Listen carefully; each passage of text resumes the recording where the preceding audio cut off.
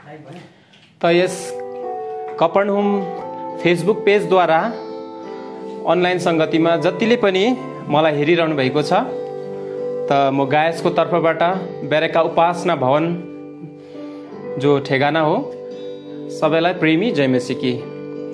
र आज दोस्रो दिनमा पनि प्रभुले प्रवेश गर्न दिनुभयो हाम्रो जिउँदो पानी यो पठन गर्ने सम्बन्धमा। र मेरो आजको शीर्षक रहेको छ संसारसँग एकै नासे नहौ। यसको लेखक हुनुहुँदो रहेछ प्रेम तामाङ, एलसदाय कालिम्पोङ। युवा शिविर 2011 जनवरी महिनाको पहिलो सप्ताहमा कालेबुङ एलसदाय मण्डलीमा युवा शिविरको आयोजन गर्नुमा प्रभुले सहायता गर्नुभयो। तथापि सम्पूर्ण पहाड तराई खण्डबन्द भइदिएको हुनाले हामीले सोच राखेको थियौं उक्त सेवामा निश्चय नै केही प्रभाव त पर्छ नै। यसुसले हामीले विचार विमर्श गरेर ब्याज, गीत किताब, कतिपय चाहिने सामग्रीहरू अलिक घटाएर काम गर्ने निर्णय लियौं। तर मान्छेको विचार आकाश र पातालको फरक पर्दो रहेछ। सेवाको एक दिन अघि नै सबै क्षेत्रबाट प्राय 1600 जना जति भाइ बहिनीहरू आएर हाम्रो सोचलाई विपरीत तुल्याइदिए। हामी आफ्नो काममा व्यस्त हुँदा हुँदै पनि प्रभुको सेवक र जवान भाइ बहिनीको अपार भिडभित्र हामी पनि उनीहरूसँग घुलमिल हुन पुग्यौं। त्यस रमाइलो क्षणमा एक अर्कालाई जय मसीह आदान प्रदान गर्दै हामी आफ्नो कामतिर लाग्छौं। भाइ बहिनीहरू आफ्नो टेन्टमा विश्राम गर्न प्रवेश गर्छन्। 12 तारिक बेलुकीदेखि सेवा प्रारम्भ हुन्छ। प्रथमत प्रार्थनाद्वारा प्रभुलाई सहायता मागेपछि प्रभुका दास ग्लेन फर्नेडो उठेर आफ्नो परिचय दिँदै पहाडका भाइ बहिनीको विषयमा मैले धेरै कुरा सुनेको थिएँ। उनीहरू वचनप्रति एकदमै भोका प्यासा हुन्छ। पवित्र महासभामा युवा शिविरमा सेवा हुनुभन्दा अघिबाट गीत गाउँदै आनन्द मनाउने गर्छन्। जो कुरा मैले सुनेको थिएँ यहाँ आएर देख्न सुन्न पाउँदा सत्य साबित बन्न गयो हो। यस्तो सेवा त अरू स्थानमा पनि हुन्छ, तर यहाँ जस्तो जोसिलो खुसीको अनुहार देख्दा परमेश्वर प्रतिको प्रेम अत्यन्त गहिराईमा पाइन्छ। अरू जग्गा सुरुका दिनमा त प्राय भेला नै हुँदैन, भएको भोलि पर्सि गर्दै बिस्तारो आउँछ। खुसीको मुहारमा सेवा बिरलै पाइन्छ भन्दै युवा शिविरको आधार वचन घोषणा गर्नुहुन्छ। संसारसँग एकै नासे नहौ, रोमी 12:2 पद। आधार वचनको सम्बन्धमा समग्र मण्डलीलाई केही सरसल्लाह पेश गर्छ। परमेश्वरको कृपा प्रेमलाई सम्झना गर्दै उचित सेवा गर्नुपर्छ। यही हामी संसारसँग एकै नासे भयौं भने कुरूप हुन्छौं, अनेकौं आपद विपदमा पर्नेछौं। विपत्ति चाहिँ यस्तो सरुवा रोग हो जसले कसैलाई छोड्दैन, सदैव आँसुमा बस्नुपर्छ। त्यसै कारण परमेश्वरको इच्छालाई बुझ्ने प्रयत्न गर्नुपर्छ। परमेश्वरको इच्छालाई बुझ्न मनको नवीकरण गर्नुपर्दछ। नयाँ जन्म पाएपछि परमेश्वरको इच्छालाई बुझ्न पर्दछ। तर संसारसँग एकै नासे भयौं भने परमेश्वरको इच्छा बुझ्न सक्दैनौ। उनको इच्छा बुझेनौ भने जीवनमा कयौं आपत्ति आइपर्छ। सन्देशवाहकहरूले एकै नासे नहौ भन्दै बिन्ती गर्दछन्। यसरी नै प्रभु यीशुले हामीहरूलाई पनि बिन्ती गरिरहनु भएको छ। रोमी 1:1-11 पदसम्म पढेर परमेश्वरको कृपाको सम्बन्धमा 7वटा बुँदा राखेर एक एक गर्दै बुझाउने कोसिस गर्नुभयो। कृपा, सहने कृपा। हामी पाप र अधर्ममा डुबेर आफ्नो बाटोतिर लागेका थियौं, तर उहाँको असीम कृपाले डोर्याएर स्वर्गको बाटो देखाए। कृपा, क्षमाको कृपा। समग्र मानव जाति प्रति उहाँले अचम्मको प्रेम प्रदर्शित गर्नुभयो। उहाँले खतना बेखतना कसैलाई हेर्नु भएन। सम्पूर्ण जाति, कुल, भाषा हरेकलाई कृपा बसाइकन सर्वोत्तम प्रेम देखाउनु भयो। कृपा क्षमा गर्दछ, आफ्नो धार्मिकता ओढाइदिँदछ, उहाँको धार्मिकताद्वारा परमेश्वरको दृष्टिमा ठिक बनाउँदछ। त्यति मात्र नभएर महान उद्धार दिएर पाप सम्झना गर्नुहुन्न। कृपा भविष्य दिन्छ, ख्रिस्टको धार्मिकता लगाइन्छ अनि धर्मी ठहरिन्छ, आनन्द सहित शिरोच्च गरेर हिँड्न सकिन्छ, भविष्यको निम्ति शान्ति अनुग्रह दिँदछ तथा परमेश्वरको महिमा देख्न सक्छौँ।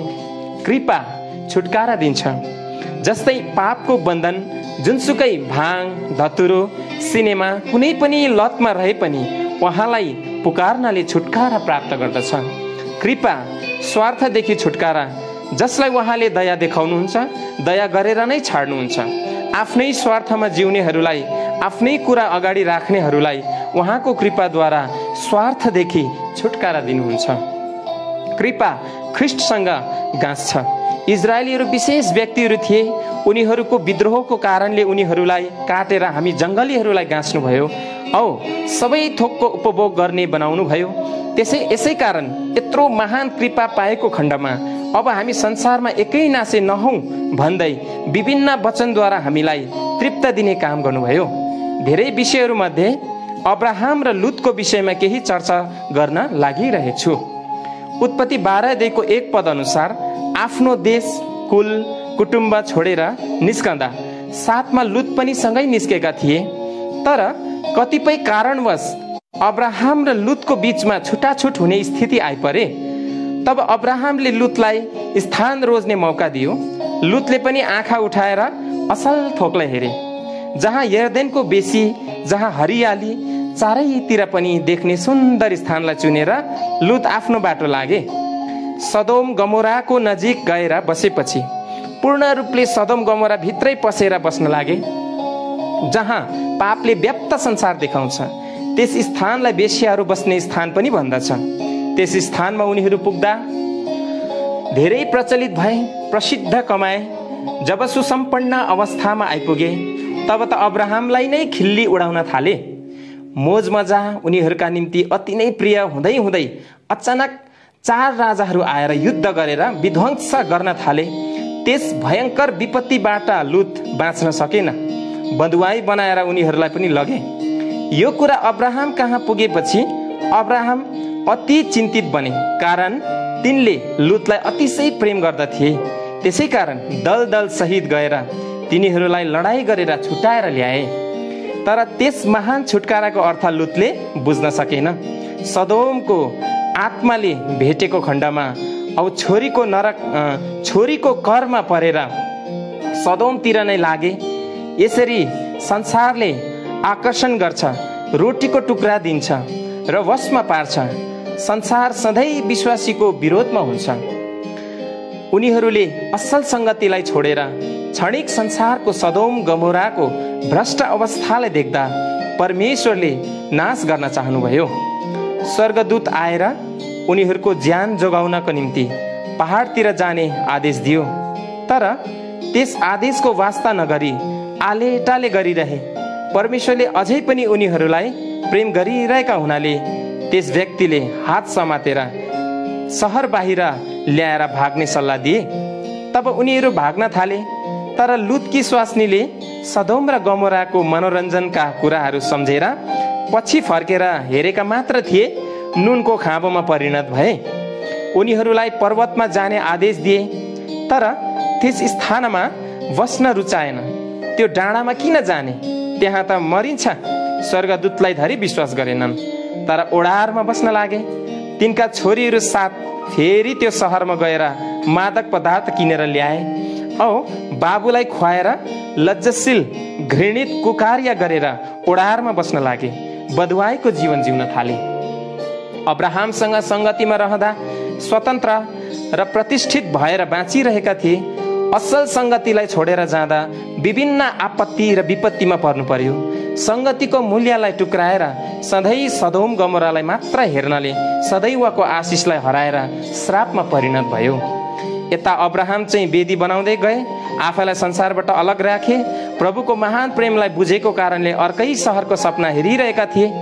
अन्तमा लुत र अब्राहमको असल नमुना प्रस्तुत गर्दै समग्र विश्वासी जनलाई भन्नुहुन्छ, हामी पनि निर्णायक घडीमा आइपुगेका छौँ। त्यसर्थ संसारको असल थोक चुन्ने कि स्वर्गको असल कुरा चुन्ने। यस्ता चुनौतीपूर्ण वचनको प्रकाश छर्दै जवान भाइ बहिनीलाई संसारबाट अलग रहने सुझाव पेश गर्नुभयो र यो छोटो वचनको अंशलाई यहाँ नै टुङ्ग्याउँदै केही प्रतिवेदनाहरू प्रस्तुत गर्न लागिरहेको छु। 5 दिवसीय युवा शिविरमा हाम्रा प्रिय भाइ बहिनीहरूले मद्रासबाट आउनुभएका दासको प्रत्येक वचनबाट पुरा प्रेरणा पाइरहेका थिए अनि आफ्नो कमजोरता दुर्बलता यहाँ पाएका हुनाले भाइ बहिनीहरूले आफ्ना सल्लाहकारलाई सबै विषय खुलेर राख्न सके। साथै प्रभु यीशुसित प्रेम भाव बढाउँदै आनन्दले भरिँदै आत्मिक शक्तिको विकास गर्नुपर्छ भन्ने नयाँ अनुभव बटुलिरहेका थिए। त्यसरी नै भाइ बहिनीहरूका निम्ति विभिन्न सेवा राखिदिएका थियौँ। तीमध्ये हाम्रा भाइहरूलाई प्रत्येक बिहान प्रभात फेरीको निम्ति अनुरोध गरेका थियौँ। उनीहरू बडो जोसको साथमा प्रत्येक मण्डलीका युवाहरूले भाग लिए, जुन सेवा चाहिँ सबैको निम्ति अविस्मरणीय छाप भएर बसेको छ। असाध्यै जाडो भए पनि शीत र ठिहीको पर्वाह नगरी बाजा गाजाको साथमा गीत गाउँदै कम्पाउन्ड वरिपरि परिक्रमा गर्दा निन्द्रामा परेका सबै भाइ बहिनीहरूको कानमा मिठो धुन प्रवेश गर्दा सम्पूर्ण दिन सेवाको निम्ति वचन सुन्ने गीत गाउने थप ऊर्जा पाएको महसुस हुन्थ्यो। हो, यस वर्ष प्रभात फेरीको सेवा अत्यन्त आशिषमय रमाइलो औ प्रभावकारी भएको थियो। प्रभात फेरीको सुमधुर धुन सुनेपछि विशेष छोरीहरू हतारिँदै आफ्नो साल बोकेर हलतर्फ कुदेको देखे। के होला भनेर म पनि हलभित्र पसेँ। उनीहरू त त्यहाँ ठाउँ ओगट्नको निम्ति पो कुदेर जाँदो रहेछन्। कतै ढिलो भयो भने बस्ने जग्गा पाइँदैन भनेर आफ्नो सालले बस्ने स्थान सुरक्षित गरेपछि मात्र हातमुख धुन जाँदो रहेछन्। हो, ढिलो भए पछिल्तिर परे हो हल्लाले वचन सुन्न औ गीत सिक्न हम्मे पर्छ। जे होस्, यो दृश्य देख्दा यिनीहरूले प्रभुलाई औधी प्रेम गर्दा रहेछन् भन्ने छर्लङ्ग बुझिन्थ्यो। केही वर्षदेखि भाँडा धुने काम हाम्रा प्रिय बहिनीहरूले गरिरहनु भएको छ। उनीहरूले बडो इमान्दारको साथमा हाम्रो पालो कहिले आउँछ भनेर कुरेर बसिरहन्छन्।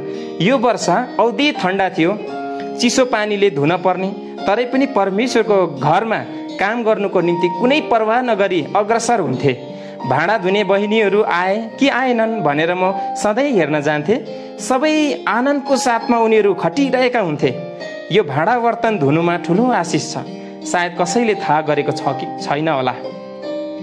एउटा पवित्र महासभामा एकजना विश्वासी भाइसँग एउटा प्रभुलाई ग्रहण नगरेको भाइ आएछ। उनले एउटा अनौठो कुरा देखेछ। एक बेलुकी सेवा सिद्धिएर सुत्न जाँदा भाँडा पखाल्ने जग्गामा पहाड जत्रो भाँडाको थाक हेरेर सुत्न गएछ। सखारै उठेर भाँडाको थाक हेर्नु जाँदा पहाड जत्रो थाक थिएनछ। सरसफाई गरेर चिटिक्क मिलेर बसेको देख्दा छक्क परेछ। यही क्रममा सेवा नसकुन्जेल बिहान बेलुकी हेरेर मात्र सुत्नु जाने गर्थे रे। वचनप्रति त उति ध्यान नै गएनछ। तर भाँडा पखालेको देखेर अन्तमा उनले प्रभुलाई मुक्तिदाताको रूपमा ग्रहण गरेछ। यसरी परमेश्वरले आफ्नै प्रकारले आफ्नो काम गर्नुहुँदो रहेछ। साँच्चै ती हाम्रा प्रिय बहिनीहरू कति धन्यको हुन्। उनीहरूले अनदेखी रूपमा गरेका कामको कत्रो आशिष। पहिलो कोरिन्थी 15 अध्यायको 58 पद अनुसार प्रभुमा गरेको परिश्रम कहिल्यै व्यर्थ जाँदैन। वचन, प्रार्थना, गीत सहित कम्पाउन्डमा साथै अन्य स्थानमा धेरै कामहरू राखिएको थियो जो चाहिँ भाइ बहिनीहरूले गर्नु पर्थ्यो। त्यसरी नै बिहान प्रभात फेरि पछि लामो घन्टी बजाइन्थ्यो। सबै भाइहरू सिपाही झैँ अनुशासनमा भएर झाडु टिन लिएर लाइनमा बसेर प्रार्थना सहित कम्पाउन्डमा वरिपरि खुसीको साथमा सरसफाई गर्दथे। कोही झाडु लगाउने, कोही पानी हाल्ने, कोही पात पत्कर टिप्ने, कोही शौचालय सफा गर्ने। एउटा सरले शौचालय सफा गरेको देख्दा, प्याला बटुलेको देख्दा अचम्म मानेर हेरिबसेछ। अन्तमा उहाँलाई देखेर ठुलो प्रेरणा पाएछ। प्रभुलाई पाएपछि चुप लागेर बस्नु नहुने रहेछ। प्रभुको घरमा केही न केही गर्नुपर्ने रहेछ। उनले पनि प्रत्येक सेवामा चटाई ओछ्याउने उठाउने काम गर्ने प्रेरणा पाउनु भएको कुरा त्यो सरले गर्नुहुन्छ। अन्तमा युवा शिविरबाट छुट्टिने एक दिन अघि यो वर्ष पनि प्राय 70 जना नानीहरूले सेवामा पाएको आशिष बाँड्ने काम गरे। कतिले गीत गाए, कतिले वचनबाट के पाए त्यो बाँडे र कतिले बाजा बजाएर धुन सुनाए।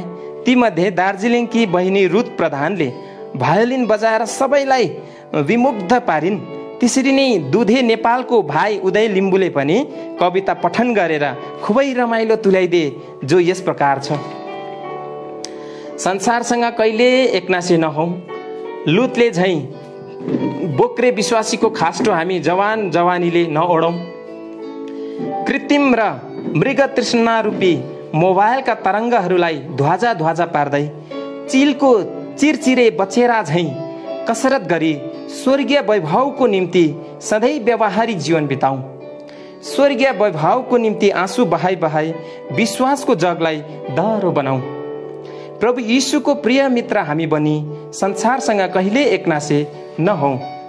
अन्धविश्वासको कालो मनुष्य हृदयलाई परास्त गर्दै सुन्दर उज्जवल उद्धार निर्माण गर्नका लागि संकल्प गरी 2011 सालको युवा शिविरलाई धन्यवाद भन्दै मनरूपी झ्यालखानाका अदृश्य पर्खालहरूमा आँसुका सागर बनाउँदै सम्झी सम्झी रोमी 12 को 2 पदलाई हृदयको पाटीमा लेखेर जीवन रूपी डुङ्गालाई अघि बढाउँ।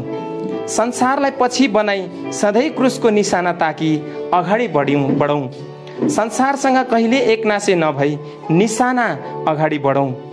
हतारिँदै प्रभुको सेवामा सधैँ अगाडि बढ्ने अठोट गरौँ। संसारलाई पछि राखी सधैँ क्रुसको निशानामा अघि बढौँ। यसरी भाइ बहिनीहरूबाट आशिष बाँड्ने काम सिद्धिएपछि बडो भाव विह्वल बन्दै उठेर प्रभुका दासले कालेबुङ युवा शिविरमा भएको सेवालाई देखेर भन्नुभयो, यो स्थानमा आएर सेवा गर्दा भाइ भक्त सिंहको जमानामा सेवा भएको जस्तो लाग्यो। जुन कुराहरू यहाँ आएर देख्न सके, कालेबुङको सेवाको सम्पूर्ण वृत्तान्त आफ्नो स्थानमा गएर बताउने कुरा गर्नुहुन्थ्यो। उनले खुबै गम्भीर बन्दै अन्तिम समापनको वचन दिएर सेवा बन्द गर्नुभयो। सेवा खुबै आशिषमय ढङ्गमा समाप्त हुन्छ। सेवा सिद्धिएपछि सबै फोटो सम्झनाका उपहारहरू एकअर्कामा साटासाट गर्छ। हिज आउँदा सम्पूर्ण जवानहरू अपरिचित देखा पर्थे, तर उनीहरूसँगको सङ्गतिले एकदमै नजिक पारे। यसरी अन्तिम आइतबारको 12 बजे पश्चात सबै भाइ बहिनीहरू एक एक गर्दै बेडिङ बिस्तारा बोकेर एल्सादाई प्राङ्गणमा झर्छन्। केही क्षणको पर्खाइपछि पालो गाडी आइपुग्छ। साथीभाइहरू गाडीमा पस्न थाल्छन्। प्रार्थना गरे पश्चात गाडी बिस्तारी अघि गोड्न थाल्छ। हेर्दा हेर्दै एल्सादाई वासीको आँखाबाट ओझेल बन्छ। त्यो घडी हाम्रो माझमा बेरमाइलो बन्न पुग्छ। हुँदै प्रभुको दास ग्लेन फर्नेडो पनि बिदा माग्दै फोटो लिँदै अन्तिम प्रार्थना गरेर समयको बेगले अघि ठेलिदिन्छ। एकै क्षणमा त्यो आँगन शून्यताले छाउँछन्। कस्तो निष्ठुरी समय हाम्रो हर्ष रमाहाट नै समाप्त गरिदियो। मनभरि युवा शिविरका माया र सम्झना स्मृति भएर बसिरहन्छ। हामीले फेरि प्रभुको आगमन भएन भने अर्को वर्ष भेट्ने बाचाका साथ बिदा दियौँ ती जवानहरूलाई। हुन्छ, धन्यवाद। जुमेसी फेरि पनि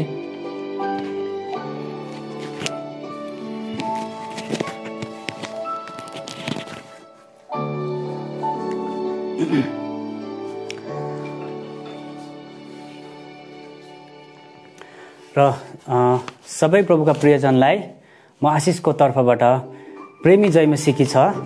र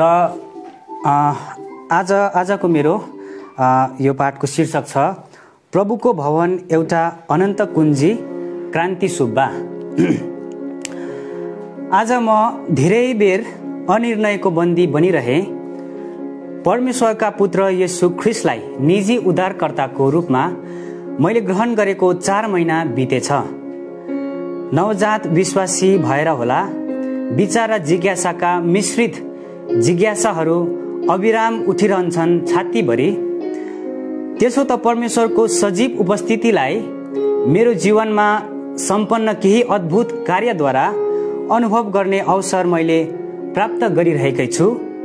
विश्वासी जीवनको एउटा मूल खम्बा मानिने संगतिलाई प्राथमिकताको प्रथम सूचीमा राख्न नसक्नु आज मेरो कमजोरी भइदिएको छ।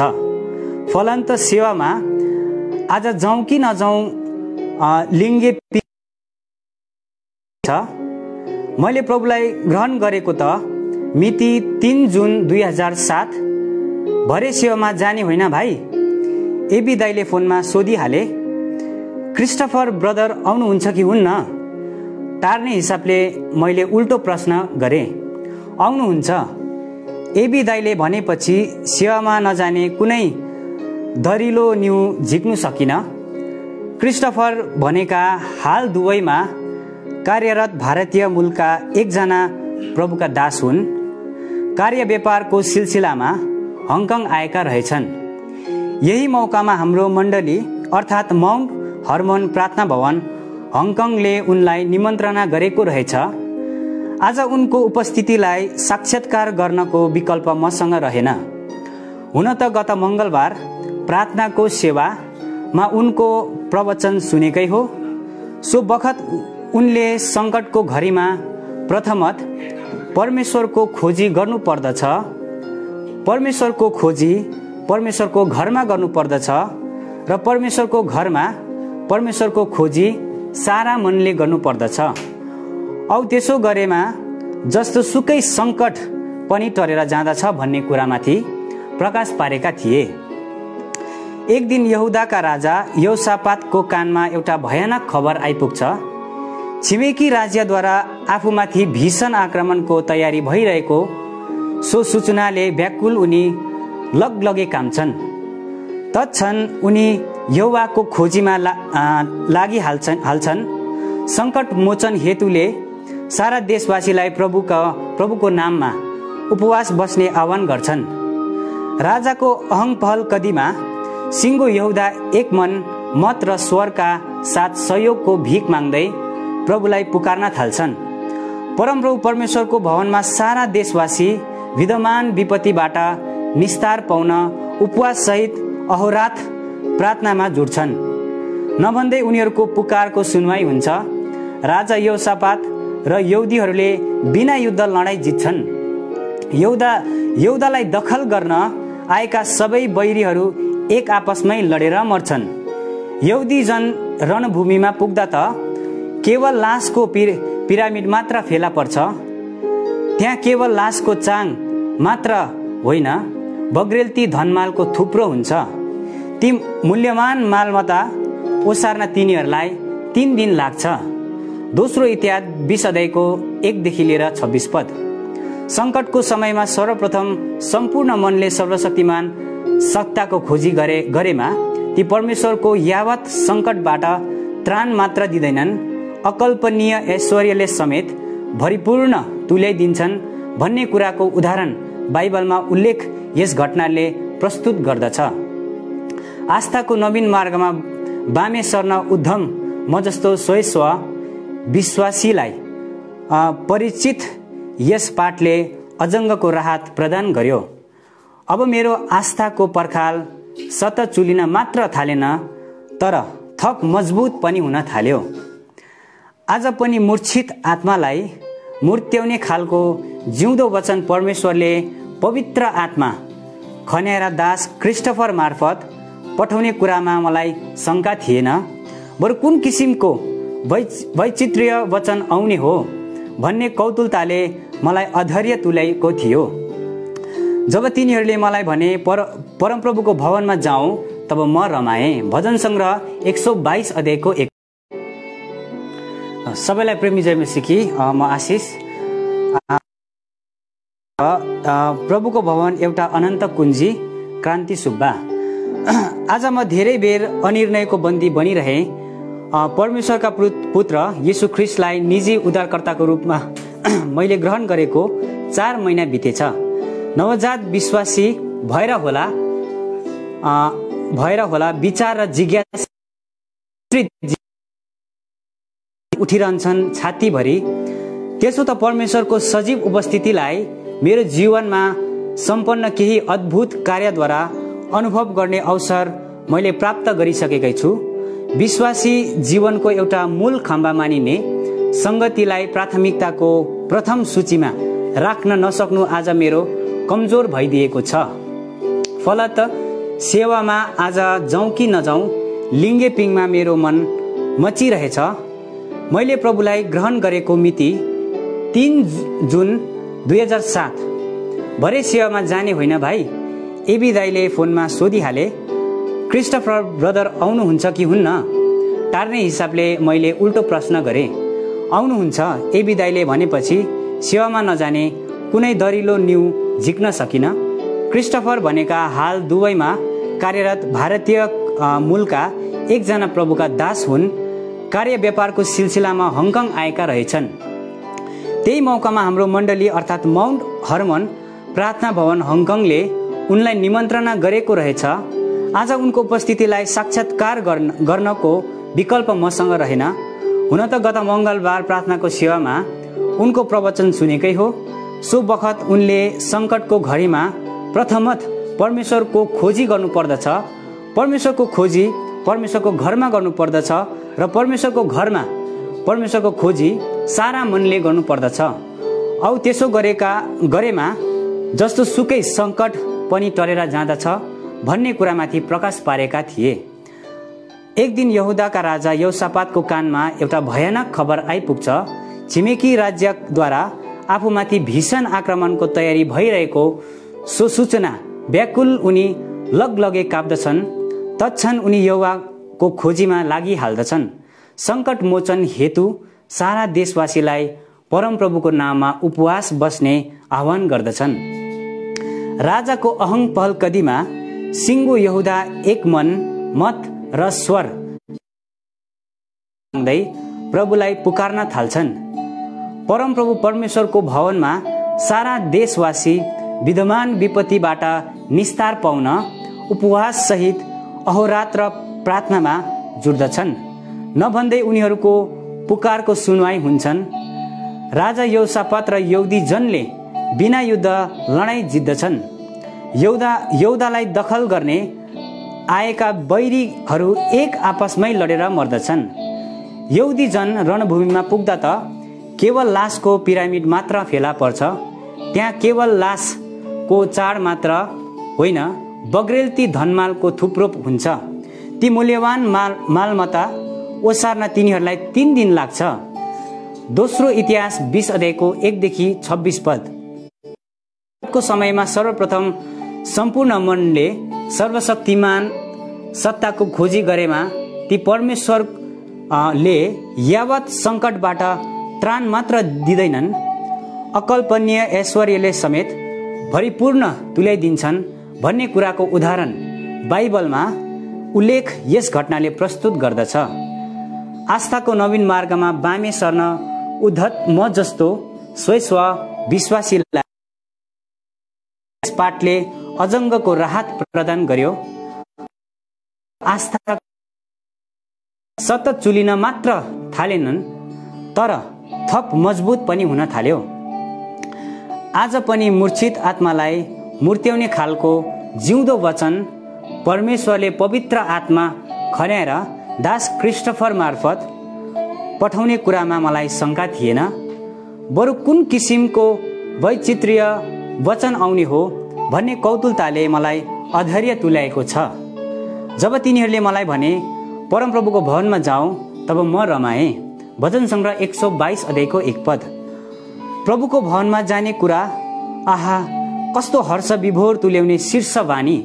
उक्त वाणीको सामूहिक उच्चारणले प्रार्थना कक्ष गुन्जयमान हुँदा एक किसिमको परम तृप्ति मनभरि छाएको अनुभव भएर आयो। त्यसपछि प्रभुका दास क्रिस्टोफरको कण्ठबाट परमेश्वरको बानी वर्षन थाल्यो। उनले प्रभुको भवनलाई तपसिलका वस्तुसँग क्रमश तुलना गरे। घर, पाठशाला, अस्पताल, अदालत, ब्याङ्क, कार्यालय र राज्य। सामान्यतया मातापिता छोराछोरी मिलेर एउटा घर बन्दछ। घरको शिर भएर बसेका हुन्छन् पिता।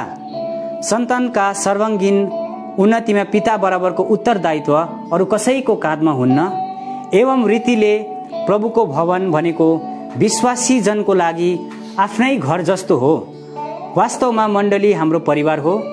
परमेश्वर हाम्रा पिता हुन्। दोस्रो कोरिन्थी 6:18 मा प्रभु स्वयं बोल्नुहुन्छ, म तिमीहरूको पिता हुनेछु र तिमीहरू मेरा छोराछोरी हुनेछौ। एउटा असल पिताले झैँ परमप्रभुले हाम्रो प्रत्येक खाँचो टारिदिनुहुन्छ। पितालाई आफ्नो सन्तानलाई केही भइहाल्छ कि भन्ने सुर्ता भए जस्तो परमप्रभुलाई पनि हाम्रो सुर्ता छ। त्यसैले पहिलो पत्रुस 2:6 उहाँ भन्नुहुन्छ, तिम्रा सारा समस्या मलाई जिम्मा देऊ, किनकि तिम्रो चिन्ता सबैभन्दा बढी मलाई छ। निशर्त दया, करुणा र प्रेम न्यौछावर गर्नुहुने परमेश्वरको एउटा महान मनोरथ के छ भने उहाँले हामीलाई आफू झैँ परम सिद्ध तुल्याउन, उहाँले हामीलाई विषम चुनौतीको आधी बेरीसँग जुझ्न लाउनुहुन्छ, सासनाको पराकाण्ठमा पुर्याउनुहुन्छ, आफ्नो सन्तानलाई एउटा भुक्तमान पार्नुहुन्छ। मानिसलाई सिद्ध तुल्याउने अभिष्ट अनुरूप परमेश्वर स्वयं मानव देह लिएर धरतीमा येशू ख्रिस्टको नाममा आउनुभयो। मानव मात्रको मोक्षको लागि स्वयं क्रुसमा चढ्नुभयो। पाप मानिसले गर्यो, तर दण्ड प्रभु येशू ख्रिस्टको रगतले तिर्यो। मृतक अवस्थाबाट बौरी उठी मृत्युमाथि विजय हासिल गर्नुभयो। आफ्नो अमरपनलाई प्रमाणित गर्नुभयो। अत उहाँ हामीलाई पनि आफू झैँ अमर तुल्याउन चाहनुहुन्छ। त्यसैले उहाँ भन्नुहुन्छ, जसलाई म प्रेम गर्छु तिनीहरूलाई म हप्काउँछु र ताडना पनि दिन्छु। प्रकाश 3:19। आफ्नो घर बलियो पार्न स्वर्गीय पिताले सबै सदस्यलाई समान ढङ्गले खार्न चाहनुहुन्छ। यसकारण जति धेरै हामी परमेश्वरको घर धाउँछौँ उति धेरै हामी खारिँदै जान्छौँ, परिपक्व जान्छौँ। परमेश्वरको भवन एउटा पाठशाला सरह हो। जसरी हामी केही कुरा सिक्न जानको लागि पाठशाला धाउने गर्छौँ, त्यसरी नै आध्यात्मिक पाठ सिक्नको लागि परमेश्वरको भवनमा जाने गर्दछौँ। अगुवाई हुने गर्दछ। त्यसै बेला पवित्र आत्मा नामक आनन्ददातालाई स्वर्गीय पिताले प्रभु येशूको नाममा त्यहाँ पठाउनु हुनेछ र ती पवित्र आत्माले भक्तजनलाई सम्पूर्ण कुरा सिकाउनु हुनेछ।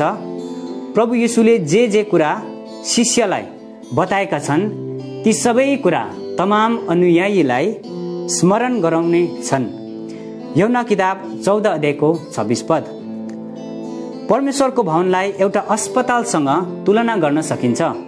जसरी हामी दुःख, बिमार, निदानको लागि अस्पताल जाँदछौँ, उसै गरी विविध रोगको उपचार हेतु परमेश्वरको भवन धाउने गर्दछौँ।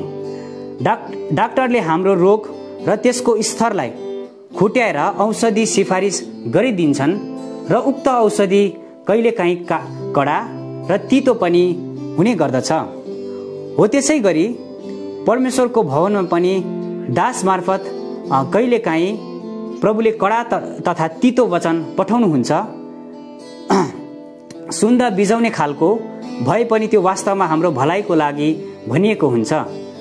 मरेकोलाई समेत बचाउन सक्ने सामर्थ्य भएका प्रभुले त्यसकारण हाम्रा शारीरिक रोगलाई मात्र निर्मूल पार्नुहुन्न, किन्तु आत्मिक घाउलाई समेत मलमपट्टी लगाएर तन्दुरुस्त पार्नुहुन्छ।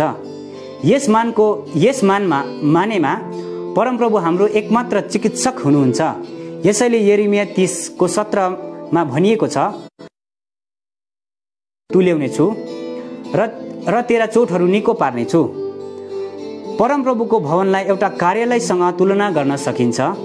जस्तो हामी बाँच्नको लागि कुनै न कुनै पेसा अपनाएका हुन्छौँ, त्यसको लागि हामी दैनिक आफ्नो कार्यालय अर्थात् कार्यस्थल जाने गर्दछौँ, जहाँ आफूभन्दा माथिल्लो औदाका व्यक्तिको निर्देशनमा चल्नु पर्दछ।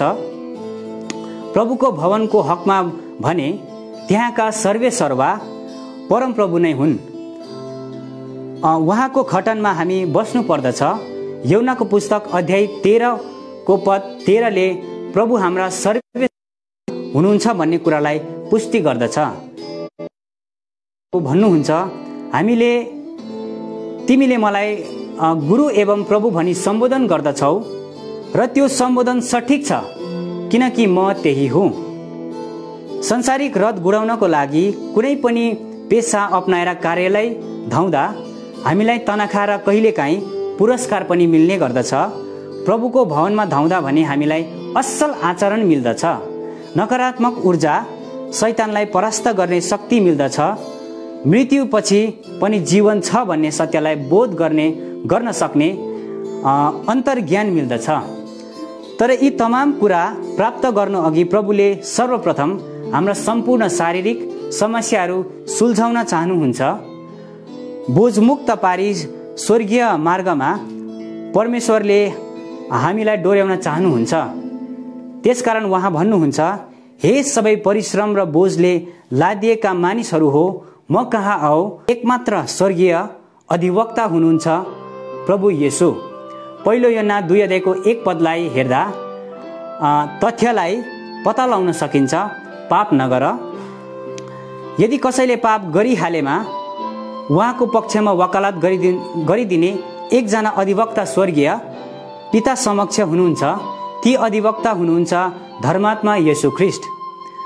अन्तमा प्रभुका दासले परमेश्वरको भवनलाई एउटा राज्यसँग तुलना गरे। नागरिकको सर्वाङ्गीन उन्नतिको लागि मूलत राज्य उत्तरदायी हुने गर्दछ, तर राज्य आफैमा एउटा अमूर्त अङ्ग हो जसलाई मूर्त तुल्याउने कार्य राज्य प्रभुत्वले गरेका हुन्छन्। राज्य प्रभुत्वको भ्रष्ट आचरणका कारण कतिपय देश र देशवासीको भविष्य अन्धकारतर्फ गएको उदाहरण संसारमा देख्न पाइन्छ। तर परमेश्वरको भवन भनेको यस्तो राज्य हो जहाँ अन्याय, अत्याचार, असमानता आदि हुँदैनन्। प्रभु येशू स्वयं धर्मी र मण्डलीका शिर भएका कारण कुनै पनि किसिमको विकृति र विसङ्गतिले प्रवेश प्राप्त गर्न सक्दैन। फेरि परमेश्वरको भवन एउटा यस्तो राज्य हो जहाँ बोलाइएका र चुनिएका जनहरू मात्र निजी विश्वासका कारण टिक्न सक्दछन्। परमेश्वरको भवन वास्तवमा स्वयं स्वर्गीयको प्रतिरूप हो, जहाँ स्वर्गीयमा झैँ शान्ति, आनन्द, प्रेम, करुणा, भलाइ आदिका फोहरा मात्र फुटेका हुन्छन्। खासमा परमेश्वर स्वयं शासक भएका कारण उहाँले कुनै पनि किसिमको अभाव खड्कन दिनुहुन्न। प्रकाशको किताब 21 अध्यायको 4 पद र 22 अध्यायको 3 अनि 5 पद। यसरी परमेश्वरको भवन मानिसको सम्पूर्ण आवश्यकतालाई परिपूर्ति गर्न सक्ने एकमात्र अथाह स्रोत भएका कारण दासले प्रभुको भवनलाई अल इन वानको संज्ञा दिए। यस्तो ठाउँमा जाने कुरा सुन्दा जो कोहीको मनमा आह्लादको झरना छङछङती खस्न थाल्छन्। यसकारण जब तिनीहरूले मलाई भने परमेश्वरको भवनमा जाउँ, तब म रमाएँ। भजन सङ्ग्रह 122 अध्यायको 1 पद। माउन्ट हर्मन प्रार्थना भवन हङकङको कक्षामा श्रीमती नन्दा राईको नाममा सम्पन्न घरेलु सेवामा उल्लेखित दिव्य वचन समाप्त भएको घोषणा प्रभुका दासले गर्दा यस्तो लाग्यो मानव खाँदा खाँदै गरेको घाँस अचानक सकियो। हुन्छ सबैलाई प्रेमी जय मसीह।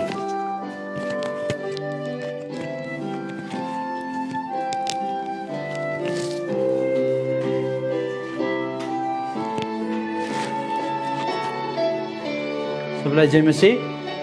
म कौशल फेरि तपाईँको अगाडि आएर यो पाठक गर्न लागिरहेको छु। कतिवटा तकनिकी कारण, कतिवटा इन्टरनेटको कारण दुःख हुँदैछ, क्षमाप्रति बन्छौँ र हामी पढ्न जान्छौँ। यसको शीर्षक रहेछ रेजोङमितको विश्वास, बाल जगत। आमा, मलाई यो फुलको माला कस्तो देख्यो? प्रश्नसहित आफ्नै गलाभरि विभिन्न फुलका हारहरू पहिरिँदै अघि ठिङ्न उब्न आइपुगे रजङमित। उसलाई त्यसै यी दिनहरूमा फुलहरू असाध्यै मनपर्छ। फुलका थुङ्गाहरू बटुल्दै माला गुथी बस्थे अनि कहिलेकाहीँ आफ्नै गलामा सजाउँदै सोध्छन्, मलाई सुहायो? सन्त मात्र टेकेकी ससाना पाउहरू तलमाथि दौडिँदै थरी थरीका फुलहरू सङ्ग्रह गर्नु नै उसको दिनचर्या बनेको छ। उसकी आमालाई के थाहा, रेजोङमितको थोरै दिनको पाहुना बन्दै गइरहेकी। यदि थाहा हुँदो हो त ती बालसब्ब दिनहरूमा नछोडी साथमा रहन्थिन् होली। कठैबडा जीवनको सीमा रेखालाई कसैले नागेर जान सक्दैन। आफू मुनि एक बहिनी र सानो भाइ औ एउटी दिदीसँग उसको दिन खेल्दै कुद्दै बितिरहेको थियो। सन्डे स्कुल भनेपछि मनी मेट्ने सधैँ पहिलो पङ्क्तिमा बसेर प्रभुको कथाहरू सुनिरहन्थिन्। उसको बाल हृदयभरि प्रभुप्रति प्रगाढ प्रेम भएको सन्डे स्कुलका टिचरहरू कटान गर्छन्, किनकि ऊ साह्रै आज्ञाकारी औ सबैको आँखाको तारा थिइन्।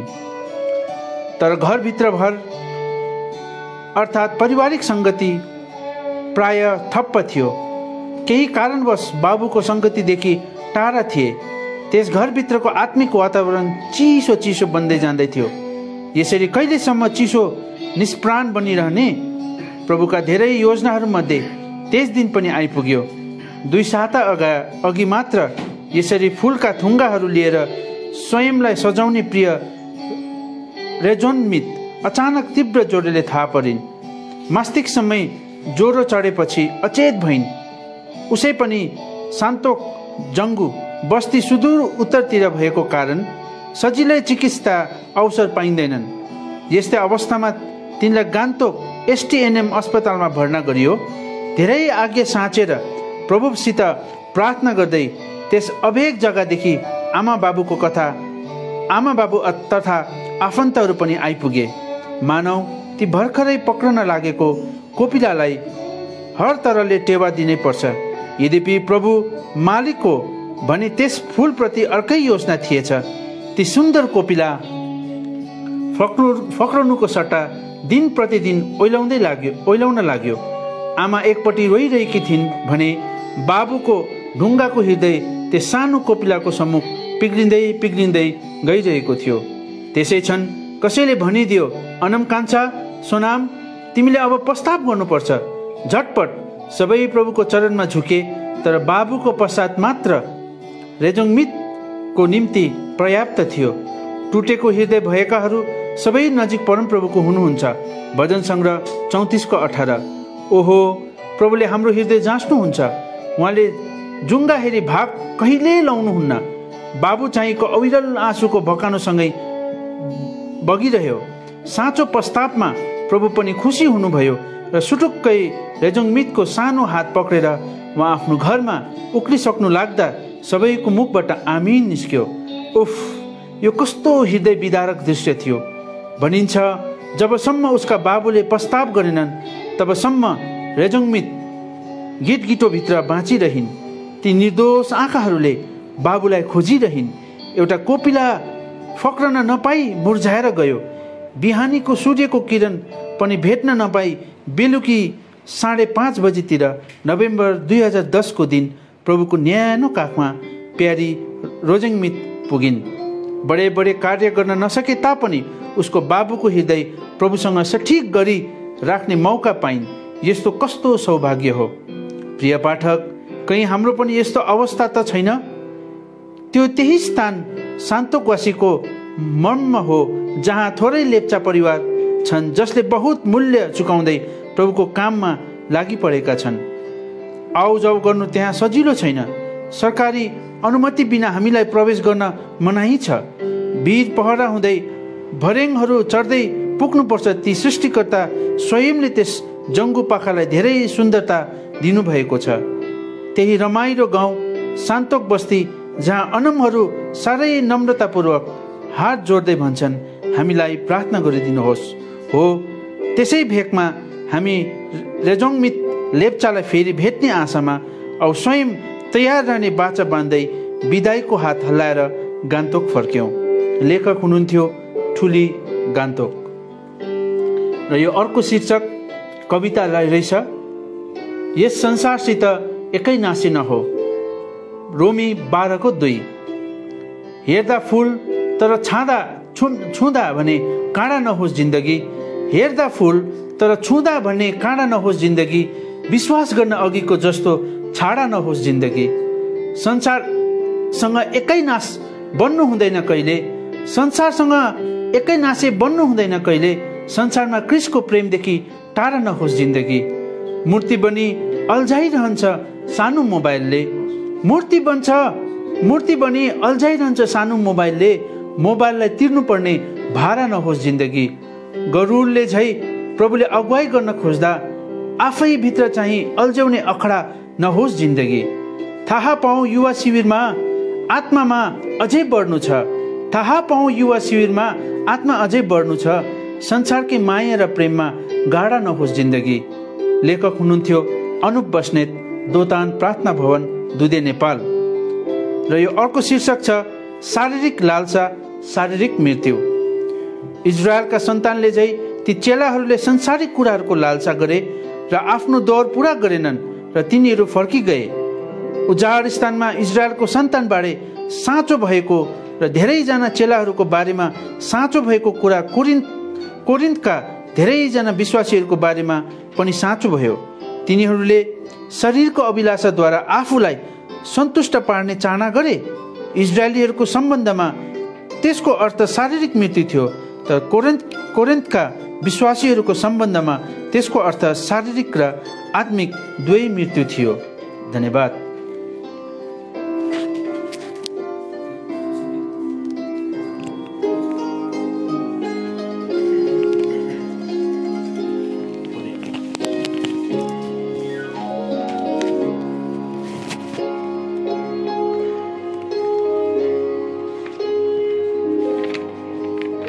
त फेरि पनि आजको मेरो यो दोस्रो शीर्षक रहेको छ नानीहरूसित आशिष बाँड्दै भन्ने यो शीर्षक छ र यसको लेखक हुनुहुँदो रहेछ कौशल्या योन्जन, बेथेस्दा प्रार्थना भवन, खरसाङ।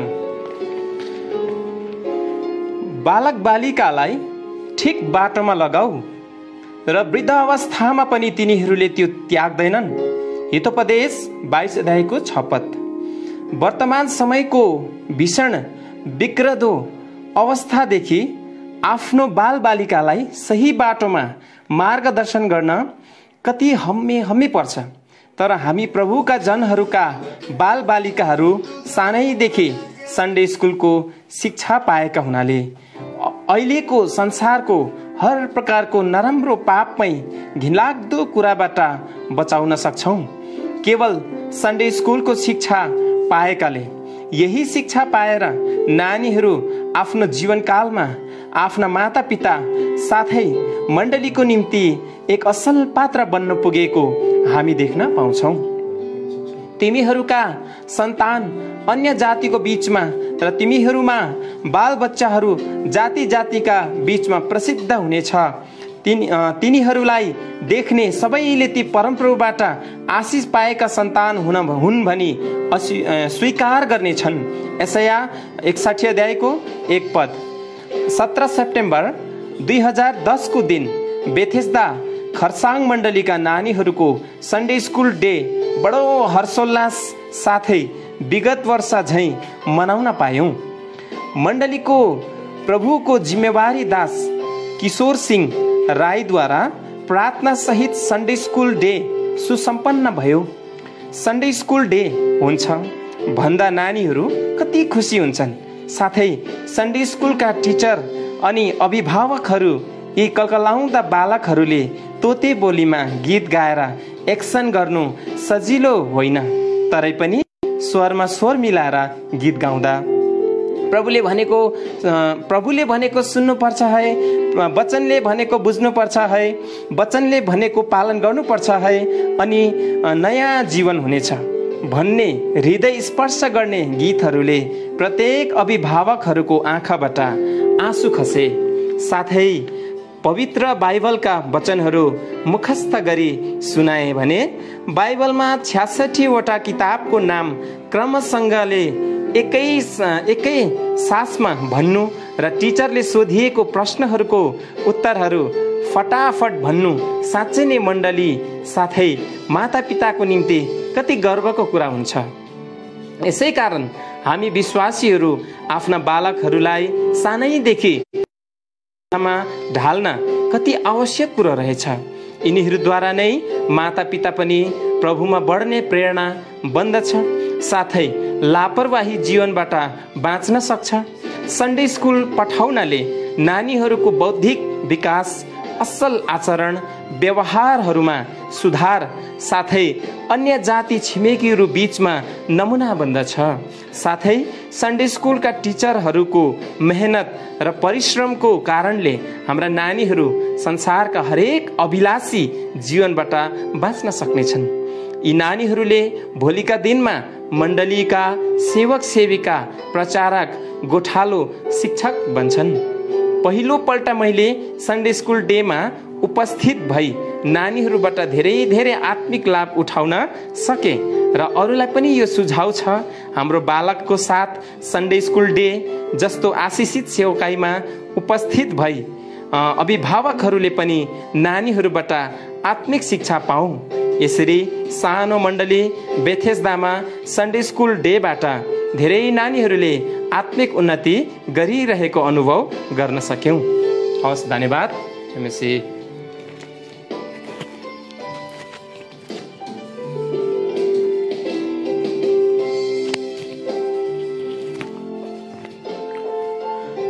फेरि जयमसी एउटा सूचना, यी दिनहरूमा यो पेन्डेमिक समय भएको खण्डमा जिउँदो पानी परिवारद्वारा एउटा पहल गरिएको छ, ताकि सबैजनाले जिउँदो पानी पढ्नै पर्छ, आशिषको भागीदार हुनै पर्छ भनेर। अनि यो तपाईँले जुन पेज हेरिरहनु भएको छ त्यसको माथि त्यहाँ उल्लेख गरिएको छ, त्यहाँनिर वेबसाइटहरू दिएको छ, त्यहाँ गएर तपाईँहरूले अनलाइन रेजिस्ट्रेसन गर्न सक्नुहुन्छ। अनि यो अनलाइन रेजिस्ट्रेसनको लागि चाहिँ तपाईँले एउटा कोड चाहिन्छ तपाईँहरूलाई। त्यो कोडको निम्ति चाहिँ तपाईँले आफ्नो आफ्नो जग्गाको स्थानीय तपाईँको जो पनि प्रमोटर्सहरू हुनुहुन्छ, जस कसैले जिउँदो पानीलाई सम्पर्क गरेर तपाईँ थाहै ल्याउनु हुँदैछ, उहाँलाई तपाईँले भेट्नुहोस्, सरसल्लाह लिनुहोस् र तपाईँले त्यो कोड मागेर यो नयाँ जिउँदो पानीहरू तपाईँले अनलाइन पढ्न सक्नुहुन्छ। यसकारण तपाईँले केही बुझ्नु भएन भने त्यहाँ माथि तपाईँले अहिले पेजको माथिपट्टि देख्नुहुन्छ, त्यहाँनिर 4 जना जस्तोको नाम प्रभुको दासको दिनुभएको छ, नम्बरहरू दिनुभएको छ, उहाँसँग सबैले सम्पर्क गर्न सक्नुहुन्छ। अनि तपाईँले यो जिउँदो पानीद्वारा तपाईँ आशिषित बन्न सक्नुहुन्छ। र आजको यो अन्तिम हामी पढ्न गइरहेका छौँ, अनि यसको शीर्षक रहेछ भजन कसरी बनिन्छ। यीशु कति प्रेमी मित्र, यो भजन कसरी लेख्यो, कसले लेख्यो भनेर प्रश्न गर्दा यसको उत्तर इतिहासले यसरी दिन्छ। जोसेफ स्क्राइवेनले भर्खरै डब्लिनको ट्रिनिटी कलेजबाट पढाइ सिध्याएका थिए। तिनको मङ्गनी पनि भइसकेको थियो। अचानक बिहेको एक दिन अघि तिनीसित मङ्गनी भएकी केटीकी डुबेर मृत्यु भयो। चकनाचुर भयो। जीवन लिएर तिनी क्यानाडाको एन्टोरियो भन्ने सहरमा बसाइ सरे। आफ्नी मङ्गनी भएकी केटीको निम्ति तिनले 12 वर्ष शोक गरे। तब एक रात सन् 1855मा स्क्राइवेनले प्रभुका सामु आफ्ना हृदयका सम्पूर्ण कुराहरू पोखे। यस्तो हुनु थियो भने किन प्रभु तपाईँले मलाई यी कुराहरूको निम्ति किन तयार पार्नुभयो? के मैले तपाईँलाई सोधेको थिएन र? अनि तपाईँले हुन्छ भनी भन्नुभएको थिएन र? तर अहिले किन यस्तो वज्रपात, यस्तै अनेकौं मनका दुःख र व्यथाहरू परमेश्वरको अगाडि थुपार्दै यो शोकबाट छुटकारा दिउन् भनी तिनले प्रभुसित प्रार्थना गरे। तरै पनि विश्वासयोग्य रहेर प्रभुको सेवा गरिरहने कुरा तिनले प्रभुलाई भने। यही समयमा परमेश्वरको पवित्र आत्माले एउटा भजन लेख्ने प्रेरणा स्क्राइवेनलाई दिनुभयो र तिनले सो भजन लेखे। तिनले रचना गरेको यो भजन हाम्रो सियोन पुस्तकको भजन नम्बर 111 छ। यीशु कति प्रेमी मित्र। स्क्राइवेनका जीवनको अन्तिम क्षणहरूमा तिनले यो भजन कसरी लेखे भनेर कसैले सोधेका थिए। तिनले जवाब दिए, प्रभु र मसँगै मिलेर गर्यौं। हुन्छ, धन्यवाद। जय मसीह। र आजको यो पठनलाई हामी यहीँ राख्छौँ र कतिवटा तकनिकी तकलिफहरू भयो, तपाईँहरूलाई पनि धेरै हामीले समयहरू लियौँ, हामी क्षमाप्रति बन्छौँ र हामी हुनसक्छ भोलि अन्तिम हो हाम्रो यो पठन, यसकारण रहेकोहरू हामी भोलि पढेर तपाईँको अगाडि पठन गरेर तपाईँको अगाडि आउँछौँ। तबसम्मको निम्ति हामी तपाईँबाट बिदा माग्छौँ र बिदा माग्नुभन्दा अगाडि हामी सानो प्रार्थना गर्छौँ। हामी 3 भाइहरू यहाँ आउनुहुन्छ।